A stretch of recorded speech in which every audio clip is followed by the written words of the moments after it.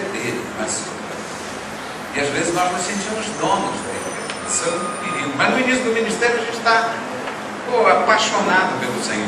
Né? Eu me lembro daqueles homens de Davi, que Davi estava lá cercado pelos filisteus, e aí Davi disse: quem dera beber uma água da fonte de Belém. Os caras meteram aqueles 3 malucos de Davi, atravessaram o exército inteiro, pegaram a água, atravessaram sem derramar de volta, trouxeram para Davi. Que paixão extraordinária faz com que eles eram apaixonados por aquele homem que mudou a vida dele. Aí Davi, que era apaixonado pelo Senhor, disse: não, vocês podiam ter perdido a vida, o valor dessa água não dá para calcular, então só tem uma pessoa que merece. E aí derramou como uma libação diante do Senhor, como uma oferta voluntária do coração. Eu queria, mas eu vou dar para o Senhor, porque Ele é o único que merece alguma coisa desse nível. Então, como está o coração? No início do nosso ministério, a gente é capaz de atravessar um exército para trazer uma água e derramar diante do Senhor.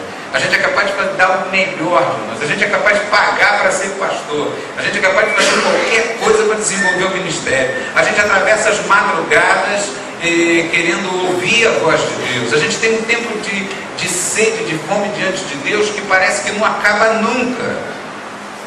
Mas aos poucos, nosso sucesso parece que vai tirando de nós esse ímpeto, essa paixão, esse amor intenso pelo Senhor. E os anos vão vindo e a gente vai se perdendo na burocracia, no gabinete. Tem um amigo meu que tem pavor de gabinete pastoral. Aí o pessoal disse: criou uma sala de aconselhamento. Ele só entra lá para aconselhar. Ele pastoreia em pé. Ele administra a igreja em pé, porque em pé não dá para ficar muito tempo. Então ele vai ali, faz as coisas rapidamente. O secretário tem lá a secretaria, ele entra lá dentro de ditas pastorais, faz o que tem que fazer, despacha o que tem que despachar e vai embora. Vai conversar com seus líderes, vai almoçar, ele tem mania de almoçar. Então vai almoçar com os líderes, vai jantar com outros, vai pastorear alguém que está passando por crise, vai chorar, vai visitar pessoas que ama. Ele disse: olha, o gabinete pastoral transforma a gente em burocrata. O púlpito pode transformar você em ator, e o gabinete pode transformar você num burocrata. Você tem que fugir das duas coisas, porque você nem é ator, nem é burocrata, nem você é pastor. Sua função é cuidar do coração das pessoas. E para cuidar do coração das pessoas, seu coração precisa estar cuidado. É interessante a esperança de Israel num rei chamado Uzias, que começou o ministério de uma maneira extraordinária. Judá. Todos em Judá esperavam algo extraordinário de Uzias. Uzias começou com grandes invenções, armas de guerra. O camarada era inteligente, competente, capaz, e o povo ficou cheio de esperança. Agora nós vamos retornar à glória antiga que nós tínhamos, as riquezas vão retornar, o tempo de Davi, o tempo de Salomão vão voltar para o nosso reino, e as coisas começaram a prosperar de uma maneira enorme, mas aos poucos o coração do rei se perdeu. E é fácil, gente. Como é fácil o nosso coração se perder. Alguns problemas que você está enfrentando na igreja podem não ser resultado de uma ação direta do diabo, mas pode ser resultado de uma ação direta de Deus usando os demônios. Um amigo meu disse o seguinte: minha igreja era maravilhosa, aquele lugar onde todo pastor ama pastorear, um carinho, uma alegria. De repente, um espírito de divisão entrou na igreja. E a igreja começou num conflito. Aí ele reuniu os dois que começaram e ensinou, e orou, e advertiu, e exortou, e foi, e acompanhou, e aí aquilo foi se espalhando. E ele pregava de manhã, pregava de noite, falava sobre perdão, falava sobre amor. A coisa era tão insignificante, uma coisa tão ridícula, mas aquilo não parava, e ia crescendo, e ia crescendo. E quando chegou no desespero, estava no desespero, a igreja rachando, uma briga, o culto já sentava um de um lado, outro do outro, o pessoal se olhava atravessado, saía sem falar. Ele entrou num desespero tal que ele entrou no gabinete, e quando ele dobrou os joelhos, ele ouviu. Ele disse: olha, eu ouvi nitidamente Deus falando comigo, até que enfim. O que eu precisava fazer mais para você voltar aqui, dobrar os joelhos e orar? Você está culpando o diabo? Fui eu que enviei esse demônio para sacudir e bagunçar a tua igreja. E virou para ele e falou assim: quem disse que você tem o direito de tomar as decisões na minha igreja? Quem disse que você tem que fazer o que você acha melhor? Você não vem mais aqui ouvir o que eu quero que você faça. Você não vem mais aqui para me tratar do teu coração. Quando você dobra os joelhos ou abre a palavra, é somente para sacar um sermão, para pregar de manhã e de noite, é somente para preparar um estudo ou uma pastoral. Você não tem mais comunhão comigo. Você é um estranho. Você abandonou o primeiro amor. A igreja está operosa, está grande, está crescente, está fazendo uma obra extraordinária, a comunidade aplaude, mas o amor desapareceu. E aí ele chorou. O que vai fazer? Uma lambada dessa, a gente só bota a cara no chão, chora, saiu para um jejum. No domingo seguinte, ele voltou batido, disse: amados irmãos, ele confessar o pecado. Ele confessou o pecado. Quando ele acabou de confessar o pecado, o irmão disse: pastor, eu preciso que Deus me perdoe. Quando ele olhou, a igreja inteira no chão, não tinha uma pessoa no banco. Isso é uma confissão. Não foi nem sermão. Levantaram, o irmão virou para o outro, os dois que brigaram, disse: me perdoa. Não, eu que preciso de perdão. Se abraçaram e disse: meu Deus do céu, meses de suor, meses de lágrimas, meses de pranto, porque eu estava com o coração longe do Senhor. Quando Uzias perdeu a visão, ele resolveu ser mais do que Deus chamou ele para ser. Resolveu fazer mais do que Deus mandou ele fazer. E pegou um incensário e entrou no templo. O sacerdote advertiu, ele não acreditou e a lepra surgiu na sua face. E o interessante desse texto é que Isaías escreve assim: no ano em que morreu o rei Uzias. Isaías estava... Você vê o início de Isaías, é um livro triste, não é um livro triste, porque toda a esperança sumiu, toda aquela projeção do futuro sumiu. Mas quando ele vê o Senhor, ele vê um povo que tão desanimado, um povo tão desorientado, e ele, profeta, igualzinho. E aí o Senhor cura o profeta, vai curando a nação e levanta um outro homem que fez um ministério que talvez devesse ter vindo das mãos de Uzias, mas acabou vindo das mãos de Ezequias. Quando eu leio em Crônicas a história de Josafá, o texto diz que Josafá fez o que era reto diante do Senhor, como Davi nos seus primeiros momentos, nos melhores momentos, nos momentos em que Davi estava mais vibrante diante do Senhor. Josafá serviu ao Senhor dessa maneira. Quando eu leio a história de Josias, eu vejo que o texto diz que ele se converteu ao Senhor de todo o coração como ninguém antes dele. Nosso coração precisa estar convertido ao Senhor, voltado para o Senhor. Essa palavra convertido é uma palavra interessante, quer dizer, como é que eu me converto? Eu me coloco na direção dele. Então eu estou na direção de Deus, minhas horas de oração estão sendo seguidas, eu tenho tempo para orar. Eu queria que, mais do que uma pregação, você perguntasse para você se senta para conversar com Deus, sem pressa, você separa tempo para Deus, para você, não é para pregar não, gente, pregar não. Há muito tempo que eu desisti de preparar sermões para pregar. Eu vou lendo a palavra, deixando Deus ministrar o meu coração. De repente, nessa vida com Deus, Deus diz assim: fala isso no domingo. Às vezes até 4 mensagens têm uma coordenação que eu não pensei. As pessoas dizem: poxa, o senhor pegou um esquema legal. No dia tal, no outro dia eu prestei uma série de estudos que a gente faz nos domingos pela manhã, a gente trabalha com células, e as pregações vão para os grupos debaterem como aplicar aquilo que a gente pregou, como viver aquilo. Então eu prestei, a pessoa disse: caramba, 6 meses encadeados de uma maneira extraordinária.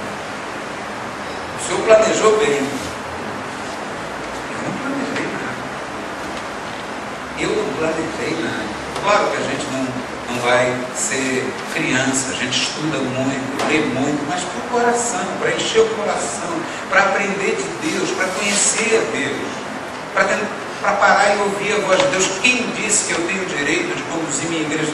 Eu ensinei uma coisa à igreja, aquela igreja eu comecei, então, a igreja do Risco eu comecei, então você é pai daquela rapaziada. A melhor posição do pastor é essa, quando ele se sente pai de todo mundo.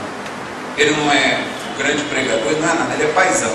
Então ele toma conta daquela garotada toda, ele só é um cara mais velho, né, que gerou vários deles em Cristo, e toma conta, são meus filhos. Quando, por exemplo, meu filho, numa velocidade extraordinária, meu filho, por exemplo, ele é um garoto que Deus deu graça. Deus dá graça aos filhos dos pastores. Quando o pastor ele vai ensinando o menino, ele dá graça. Meu filho disse, por 10 anos ele virou para mim e disse assim, vou fazer o próprio colégio militar. Eu falei, não filho, é muito complicado. Ele disse, a Bíblia diz, agrada-te do Senhor e ele satisfará. Eu vou fazer. Pô, fiquei com o coração desse tamanho, mas ele passou. Aí a menina, que tem um ano a menos, me falou assim, agora é minha vez. Aí é que doeu, porque você com medo da comparação entre as meninas, passou também. Aí o menino fez o curso dele, eu fiquei feliz, fui na formatura, fui fazer o ITA, fui na formatura dele, depois foi para Manaus, trabalhou lá, fez mestrado, rápido, passou de 10 a 0 por mim, ganha mais do que eu. Ah, que beleza. Mas pai fica feliz. A gente pode ter inveja com um cara que está do lado, mas do filho, a gente quer que ele vá embora, é filho. E se o pessoal da tua igreja é filho, você vai querer que eles preguem melhor que você. Porque tem uma coisa, cara, meu pai é pregador, meu pai não prega muito bem, e hoje então, tadinha, a memória some, tem que parar o sermão. 80 anos, você quer o que? O homem está pregando, rapaz. Mas aí, meu pai fica feliz de me ver pregar, porque é meu pai. Agora, eu posso pregar muito melhor que ele, mas ele continua sendo meu pai. Eu posso pastorear ele, mas ele é meu pai. E é isso que o pastor precisa ter no coração, ser pai da garotada, ser pai de tudo mais. Você vai dar o púlpito, ele vai pregar uma bobagem, como uma vez o irmão falou para mim assim, o rapaz falou uma tremenda bobagem. Não falou não, o irmão aqui.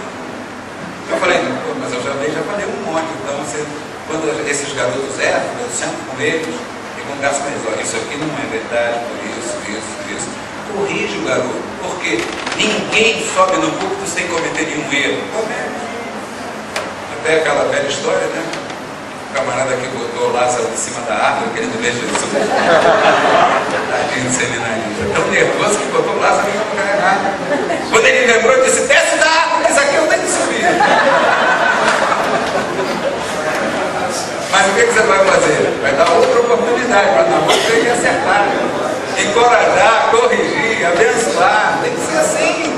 E é assim que a gente trata os filhos. E a gente, como pastor, tem que cuidar do coração dessas pessoas. Claro, você não pode cuidar de cada um, mas você pode cuidar de pessoas mais maduras que cuidem das outras, se você vai pastoreando. Quando eu comecei, de vez em quando eu paro para orar e pergunto ao Senhor, o que o Senhor quer daí? Essas perguntas que a gente precisa fazer de tempos em tempos. Para onde a gente vai daqui? Quais são os sonhos do teu coração? A igreja é dele, não é minha. Eu não posso carregar esse peso nos ombros de pastorear uma igreja que não é minha. O que eu tenho que carregar nos ombros é o peso de obedecer o Senhor e seguir a vontade dele e caminhar nos caminhos que ele tem planejado. Senão eu vou implantar a minha personalidade, os meus pensamentos, as minhas ideias na igreja que não é minha, mas é do Senhor. É interessante que eu trabalhei no escritório de arquitetura durante alguns anos e eu fazia todos os projetos, mas nunca assinei nenhum deles, porque o dono do escritório é que assinava. E alguém diria, mas os projetos eram teus. Sim, os projetos eram teus, mas eram meus com a visão e a análise do dono. Ele chegava para mim e disse, faz assim, o objetivo é esse, a ideia que eu quero é essa. Portanto, quem definiu o partido, como a gente chama em arquitetura, quem definiu a forma, quem definiu os padrões e os estilos que nós íamos usar era ele. Certo? Assim também nós estamos cuidando da igreja, mas quem define o estilo, quem define o partido, quem define o padrão é o Senhor. Então eu tinha eu tinha um tempo por semana, a gente tinha uma manhã ou uma tarde em que a gente sentava e discutia tudo. Depois ele sumia, porque ele tinha um monte de coisas para fazer além daquilo, e só vinha conferir no fim da tarde alguma coisa. E eu ficava responsável por todo o escritório, mas as coisas saíam do jeito que ele pensava, do jeito que ele queria, do jeito que estava no coração dele. O dia que eu saí daquele escritório, eu passei a fazer as coisas de acordo com o meu pensamento, de acordo com a minha visão, de acordo com o meu entendimento, associado a todas as experiências.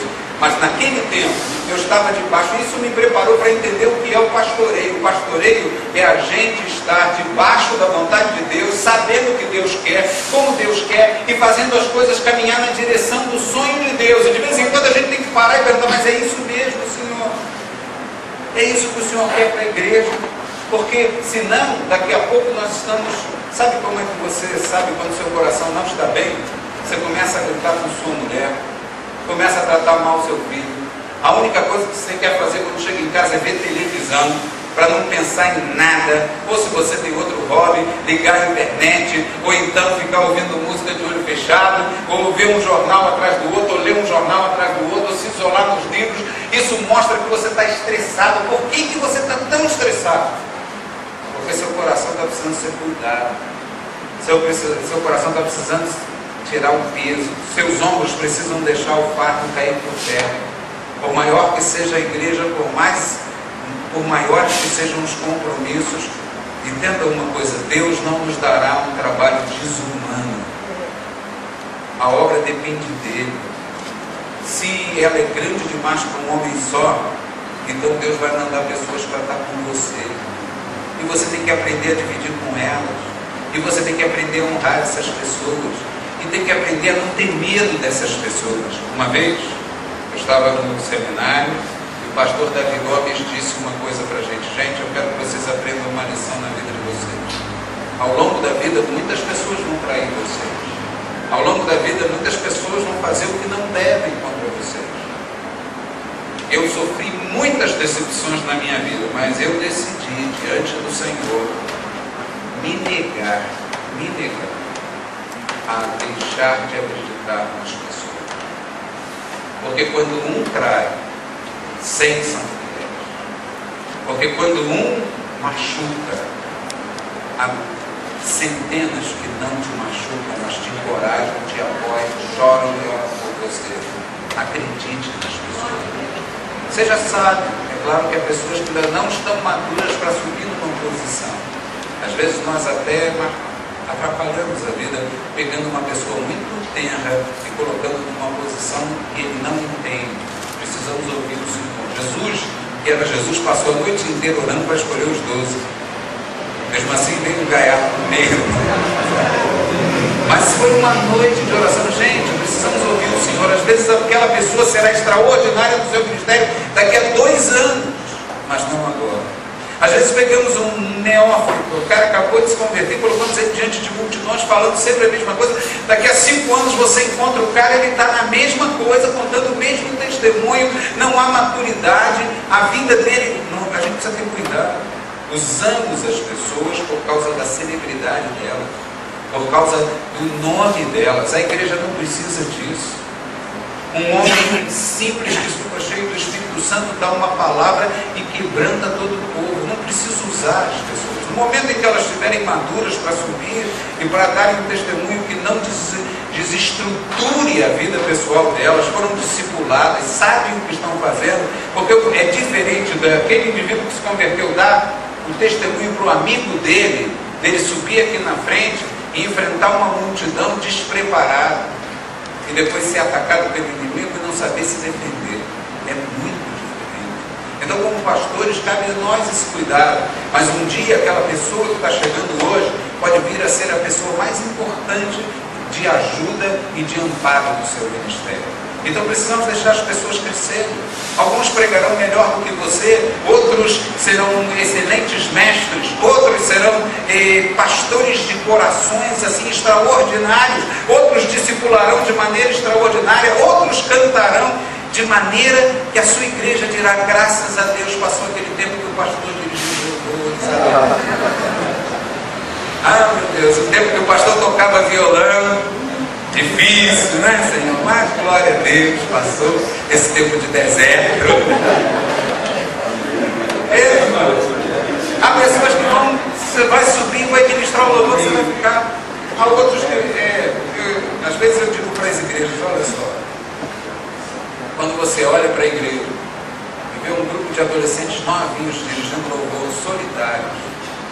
pastor tem que ter dobrado cuidado com aqueles corações daqueles garotos.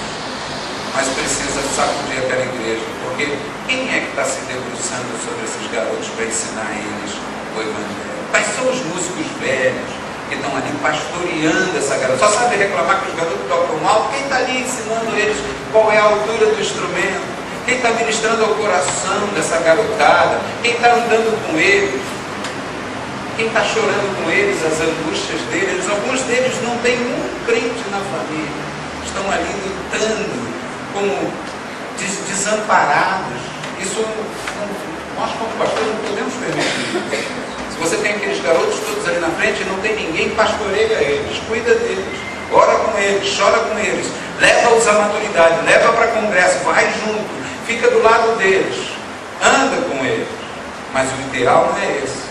O ideal é que você tenha músicos antigos que nem tocam, só estão ali para coordenar, ajudar, até tocam de vez em quando para a garotada ver que eles não são só os que mandam, tem comunhão com eles, pastoreiam o coração deles. E esses garotos daqui a pouco vão estar surpreendendo você. Eles têm um potencial muito maior do que nós que somos mais velhos para tocar. Eles têm uma coisa que os mais velhos não têm mais, chama-se tempo. Às vezes a gente vê adolescentes fazendo coisas extraordinárias, porque ele tem uma coisa que você não tem mais, tempo. Ele vai, estuda e depois senta com a guitarra, dorme do lado da guitarra, acorda de manhã, antes de tomar café, escovar os dentes, ele já pega a guitarra. Tem tempo. É próprio da idade dele.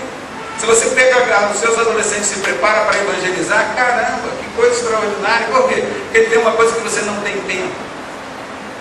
Mas acima de todas essas coisas, olha para o seu coração, veja como o seu coração está. Existem alguns relacionamentos que são fundamentais. O primeiro relacionamento que é fundamental, todos nós sabemos, é a nossa relação com Deus. Nossa relação. Essa precisa ser íntima, pessoal e tem que ser uma relação em que nós estamos ali para conviver, para conversar, para estar juntos, para aprender, para você aprender de Deus. Uma relação pura e simples por amor. Isso todos nós sabemos. O difícil é colocar isso em prática. Segunda coisa, é a nossa relação conosco mesmo. Porque eu já vi muita gente falando que a relação mais importante depois é a relação com a mulher, não. Porque se você tem que amar seu próximo como você mesmo, você precisa aprender a amar você mesmo. Precisa aprender a se tratar bem. E se tratar bem não é colocar as coisas mais caras, não, é fazer as coisas que você gosta. Tem pastores que não se permitem fazer as coisas que gostam. Por que não? Você gosta de andar de moto igual o Neil? Vai andar de moto, pô. Ah, pastor, vem pregar aqui em Petrópolis. Bota a moto, capacete, diz pro irmão, ó, não vou de terno não, porque pô, não dá. Aí vai, pega a moto, vai lá, chega lá alegre. Aconselho. Agora tem pastor que gosta de violão, então tira um diazinho, senta só você e o violão. Tem pastor que gosta de desenhar como eu, então eu tenho de vez em quando eu paro o tempo e vou lá fico desenhando. Se alguém vai gostar, não importa, eu gosto, está ótimo. Eu me aprecio, como diz o outro. Não fui feliz da vida com o meu desenho e dou presente para todo mundo, desenho neto, desenho filho, desenho amigo, vou desenhando, vou dando. Se eles gostam, eu não sei, se botam na parede só para agradar o pastor, também tem isso às vezes. Você está feliz, foi você que fez, foi a coisa que você gosta de mexer com terra, então procura um lugarzinho. Se você mora num apartamento, arranja uma daquelas jardineiras grandonas, vai plantar coisa ali, vai cuidar, vai fazer aquilo. Você não vai fazer isso todos os dias, todas as horas, mas você precisa agradar seu coração. Gosta de ler? Arranja um lugar na casa, desliga o telefone se você está sozinho, senão diz, ó, essas próximas 3 horas, anota os recados. Eu vou ler, eu vou ouvir música clássica, eu vou fazer o que eu preciso que meu coração esteja alegre. Deus quer que nos alegremos, Deus quer que tenhamos um coração alegre. Depois vem as tarefas, depois, se você estiver bem, você vai tratar sua mulher bem. Como é que está seu coração? Seu coração está em paz? Você está aprendendo a depositar diante do Senhor todos os pesos? Você está aprendendo a ouvir a voz de Deus e dirigir a igreja segundo Deus quer? E aprendendo, lógico, tem um pouquinho de administração, tem um pouquinho de coisas, mas sempre na direção de Deus. Você está fazendo as coisas que você quer, você tira férias, você tem tempo para passear, você sai com a sua mulher, você trata bem dela, você sofre o shopping uma vez por semana, ou de 15 em 15 dias. Mulher arrasta você pelo se você está gordinha, até um pouco de perto de mesa, só não entrar na praça da alimentação que lá é você. Se a mulher estiver alegre com você, você vai ter uma esposa extraordinária, uma ajudadora extraordinária, a igreja vai... O ministério tem que ser alegre, não se leve demais a sério. Você não é tudo isso que você pensa. Você só é o filho de Deus que está sendo criado com carinho pelo Pai. Eu me lembro do Lord John O'Dills dizendo que ele era um presbiteriano sério. Seríssimo, não ria nunca. Depois ele ensinava ele no seminário que não podia rir. O pastor não pode rir. Ele não ria. Aí a igreja dele lá em Hollywood, ele contando a experiência dele, diz que começava o culto assim, processional, bem litúrgico. Às vezes a gente enche tanta liturgia, eu não sei. O poder some e a liturgia cresce. Parece até casamento hoje. A aliança é uma fragilidade. O cara casa já, você não sabe quanto tempo vai durar. Mas a festa de casamento gasta 100 mil reais na festa. Dura 3 meses.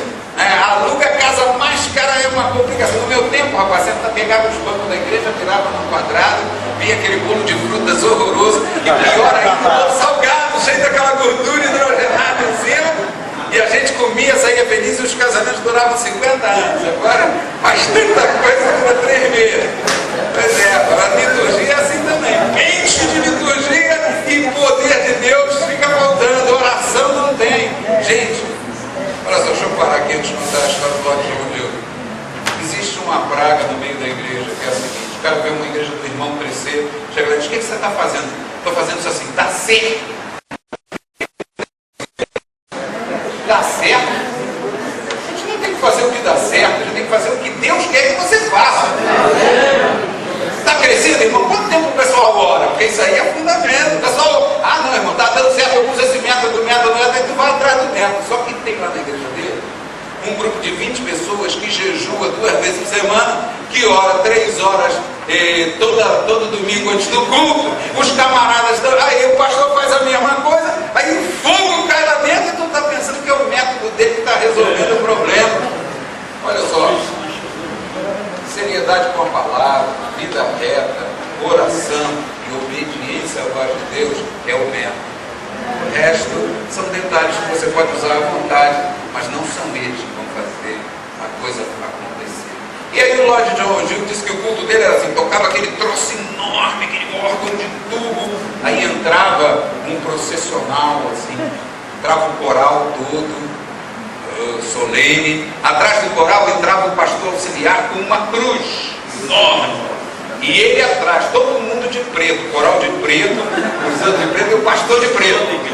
E vinha o pastor auxiliar e prendia a cruz lá na frente, aquela cruz enorme. Era um processional lá que a igreja levantou. E ele vinha com a Bíblia enorme, assim, o último da vida. Aí ele estava lá, e o filho dele era muito pequeno. E o filho dele dormia o culto todo, nunca assistia. Porque era um garoto pequeno, era o horário do garoto dormia, 3 anos, dormia na noite. De manhã assistia o culto, mas o culto era informal. À noite o garoto dormia. Tudo bem. Um dia o garoto dormiu a tarde toda e ficou acordado à noite. Pela primeira vez, garoto de 2 ou 3 anos, 4 anos, garoto pequeno, não sei. Aí que veio todo mundo entrando, o garoto ficou em pé no banco, olhando mais assustado. O que era aquilo? Quando ele viu o pai dele entrando com aquela Bíblia enorme na mão, e o pai se aproximou do banco dele, ele pulou do banco no chão sem que a mãe conseguisse segurar e fez assim para o pai.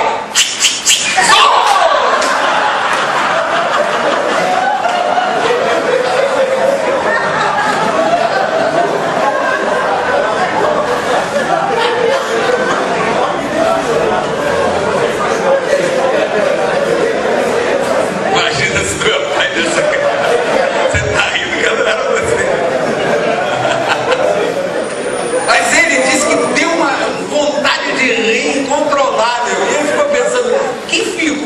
sou eu. Olha só, do movimento hippie, do Jesus People, agora, nesse processional, meu filho pula na minha frente e pensa que eu sou um zorro. E começou a rir, e o culto foi, o coral cantando, e ele está rindo lá.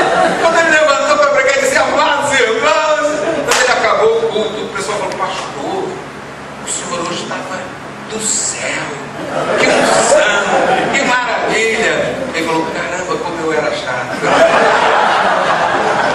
Deus revolucionou a vida dele graças aos outros. Deus faz coisas que ninguém imagina para mudar o coração de um pastor perdido. Gente, o coração da gente tem que estar alegre. Às vezes a gente passa por batalhas que vai chorar, é verdade. Mas o coração do pastor precisa estar alegre. A vida é uma experiência extraordinária. Os relacionamentos com as pessoas são dádiva de Deus. Seus filhos são dádivas de Deus. As pessoas que estão do seu lado são dádivas de Deus. A nossa luta não é contra carne e sangue. Carne e sangue são privilégios dados por Deus. Há pessoas que estão perdidas, talvez tenham que ser curadas, ajudadas, estão doentes dentro da igreja. Eu sei disso. Eu sei que alguns deles se tornam quase adversários seus. Mas descanse isso nas mãos do Senhor e mantenha seu coração alegre. Mantenha seu coração feliz diante do Senhor. Viva para o Senhor e na força do poder do Senhor. Deus abençoe muito você e alegre muito o coração de você. Amém.